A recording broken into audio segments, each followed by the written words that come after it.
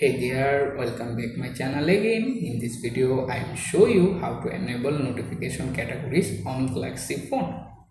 You can follow this updated step-by-step guide to easily enable notification categories.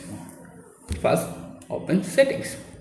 Once you are in the settings, scroll down and locate the notification option, open it up.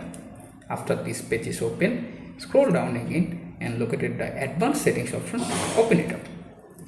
Here you can look at the bottom menu section where find the manage notification categories for each app.